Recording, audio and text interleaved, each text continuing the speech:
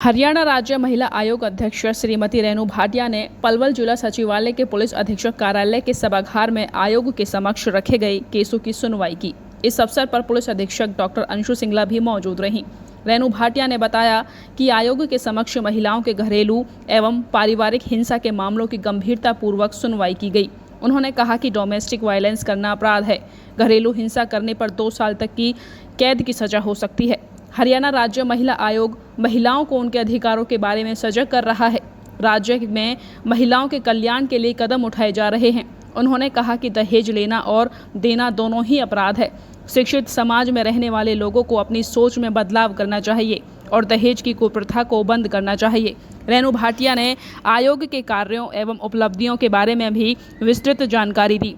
उन्होंने कहा कि आयोग का उद्देश्य है कि समाज के सभी तबकों को न्याय दिलाना है। पुलिस अधीक्षक डॉक्टर अंशु सिंगला ने कहा कि हरियाणा राज्य महिला आयोग अध्यक्ष श्रीमती रेणु भाटिया द्वारा मामलों की सुनवाई की गई और पुलिस को दिशा निर्देश दिए।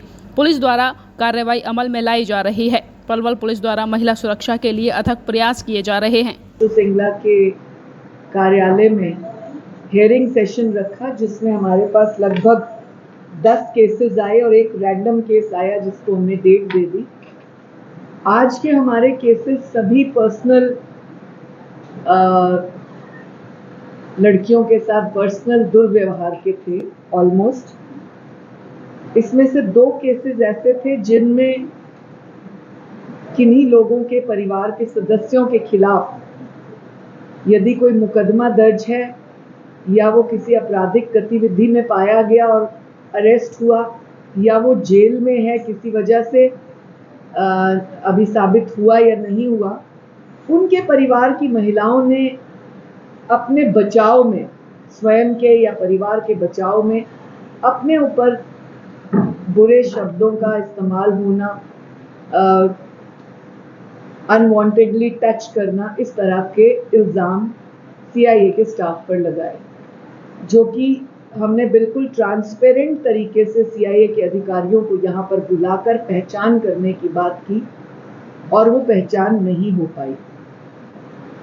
एक आध केस में महिला ने कहा मुझे सीआईए ने पकड़ के अपने ऑफिस सीआईए के स्थान पर ले जाकर टप में डाल के टॉर्चर किया, जबकि सीआईए के अधिकारियों से पूछने पर यह पता लगा कि इस तरह से महिलाओं को नहीं ले जाया जाता।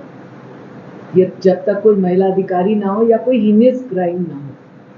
पर एक आम मामूली विवाद, जमीनी झगड़ा या पारिवारिक झगड़े पर इस तरह से किया गया, ये अभी मुझे लगता है कि बहुत गलत बात होगी इस तरह का इल्जाम लगाना। सामाजिक आज जो हमारे पास 10 मामले आए हैं, हर तरह के मिले जुले, लेकिन डोमेस्टिक वायलेंस के कई मामले जो सामने आते हैं डीवी के, उनमें ज्यादातर मांगने के ऊपर ही घर में मारपीट शुरू हो जाती है। बाइक नहीं दी, थार कही थी, ये कहा था, जमीन कही थी, एक ही बेटी है उसको पूरा हक मिलना चाहिए, इस तरह की बातें सामने आती है जो समाज के लिए अभिशाप है। हम सब आज के युग में, आगे बढ़ने के युग में हैं, हमें इन बातों से थोड़ा अब रुक जाना चाहिए। यदि हम बेटियों को, बेटों को पढ़ाने की बात करते हैं तो इस तरह के मामलों से भी हमें दूरी बनाकर रखना चाहिए। यही परिवार के और समाज दोनों के हित में रहेगा। महिला आयोग के चेयरपर्सन मैम आज विजिट कर रहे थे। उन्होंने डिफरेंट जो महिलाएं डिफरेंट कंप्लेंट से मिले हैं और मैम से पुलिस जो भी पुलिस इन्वेस्टिगेशन के डिटेल्स चाहते थे वो उनको शेयर कर दिए गए हैं और कुछ डायरेक्शंस जहाँ पे मैम के आएंगे या कोई चीज़ें लगेगा उन्हें कि इन्वेस्टिगेशन में वो भी शेयर कर दी जाएंगे।